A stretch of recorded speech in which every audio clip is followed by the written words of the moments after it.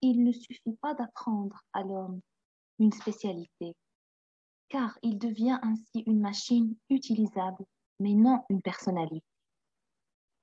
Il importe qu'il acquiert un sentiment, un sens pratique de ce qui vaut la peine d'être entrepris, de ce qui est beau, de ce qui est moralement droit. Sinon, il ressemble davantage, avec ses connaissances professionnelles, à un chien savant qu'à une créature harmonieusement développée.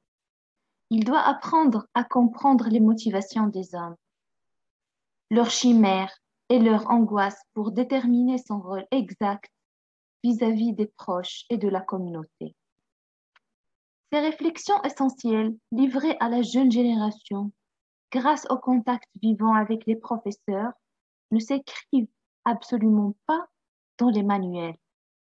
Ainsi s'exprime et se forme d'abord toute culture.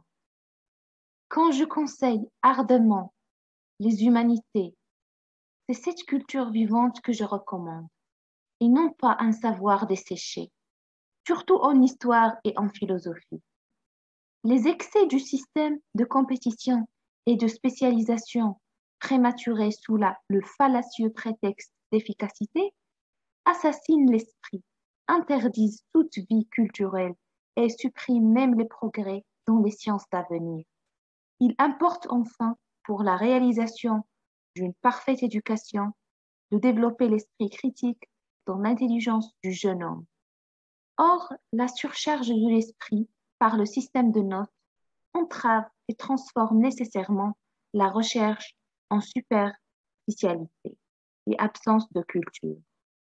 L'enseignement devrait être ainsi. Celui qui le reçoit le recueille comme un don inestimable, mais jamais comme une contrainte pénible.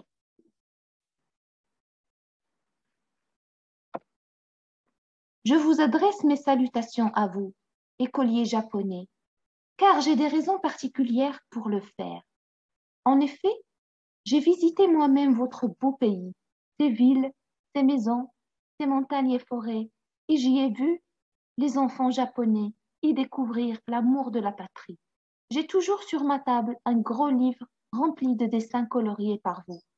Quand vous recevrez cette lointaine lettre, méditez simplement cette idée.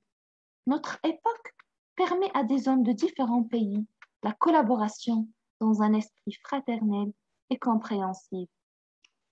Jadis, les peuples vivaient dans une incompréhension réciproque. Ils se redoutaient ou même se haïssaient. Que ce sentiment de compréhension fraternelle prenne de plus en plus racine dans les peuples. Moi, l'ancien, et de très loin, je salue les écoliers japonais. Puisse votre génération nous faire un jour honte. Une allocution à des enfants. C'est le rôle essentiel du professeur d'éveiller la joie de travailler et de connaître. Chers enfants, je me réjouis de vous voir aujourd'hui devant moi. Jeunesse joyeuse d'un pays ensoleillé et béni. Songez que toutes les merveilles, objets de vos études, expriment l'œuvre de plusieurs générations. Une œuvre collective exigeant de tous un effort enthousiaste et une peine certaine. Tout cela, dans vos mains, devient un héritage. Vous le recevez, vous le respectez, vous l'accroissez et plus tard, vous le transmettez fidèlement à votre descendance. Nous sommes ainsi des mortels immortels, parce que nous créons ensemble des œuvres qui nous survivent. Si vous y réfléchissez sérieusement, vous trouverez alors un sens à la vie et à son progrès, et votre jugement sur les autres hommes et les autres époques s'affirmera plus vrai.